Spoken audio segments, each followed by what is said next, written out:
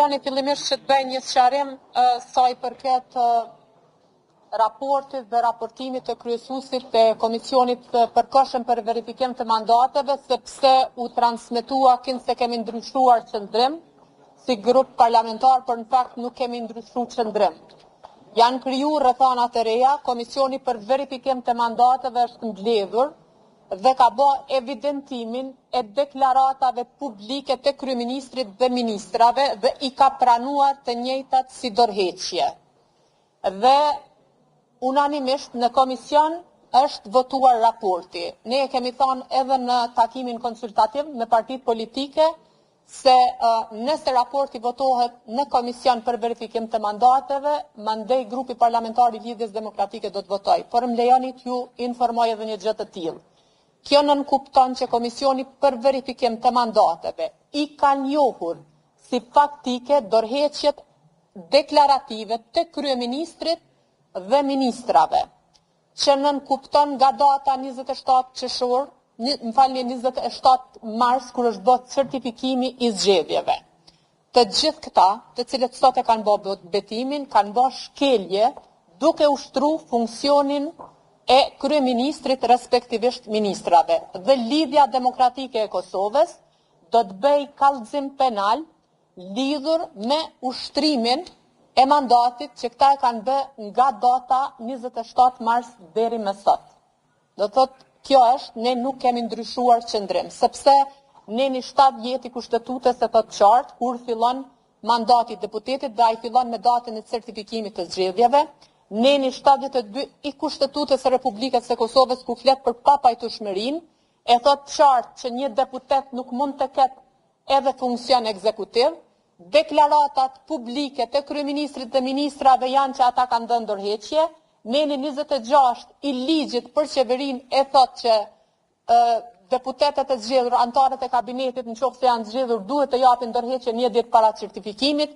I bie që nga data 27 mars deri më sot qytetarë të thjesht kanë marrë vendime në ndërtesat e qeverisë së Republikës së Kosovës dhe Lidhja Demokratike e Kosovës do të çojë këtë çështje, domethënë fillimisht do bëjmë kallëzim penal e mandej do të çohim hapat edhe për trajtimin e kushtetuese.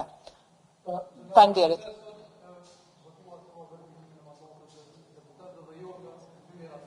Unë po e shpjegoj qartë që sot kishim një raport të ri.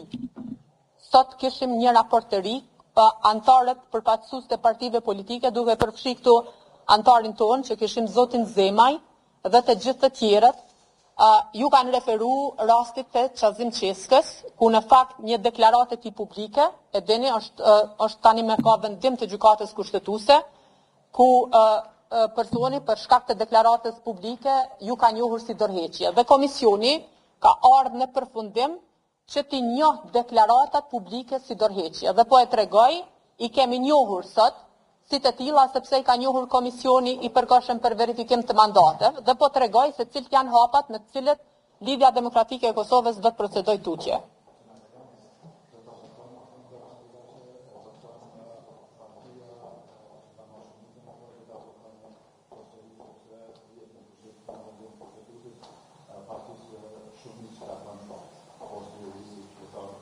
Jo, interpretimi dhe kuptimi ynë për vendimin e gjykatës kushtetuese, të cilës ju po i referoheni, i jep të drejtë partisë fituese që ta propozojë kryetarin e parlamentit, po domethënë jo gjithsesi. Ata janë përgjegjës që faktikisht i bëjnë numrat për ta votuar. Ne nuk kemi vot për kandidatët të cilët i propozojnë ata. Nëse ata duhet t'i bëjnë votat dhe të votojnë kandidatët e tyre.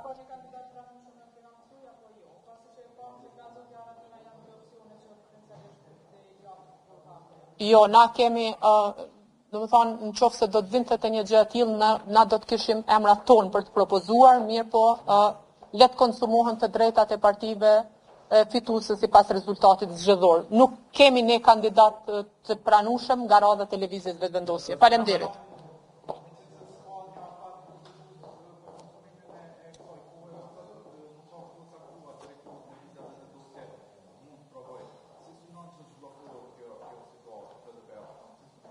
Po besoj që rezultati zgjedhor ka caktuar edhe përgjithësit për situatë dhe për zhbllokimin.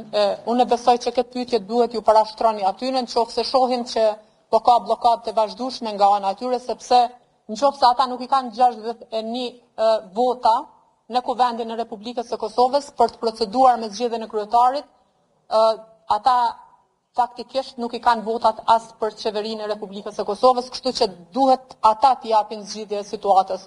Nëse do të kemi një bllokadë të vazhdueshme, mandej ne do shohim me organet e partisë dhe të marrim hapa të tjerë. Faleminderit.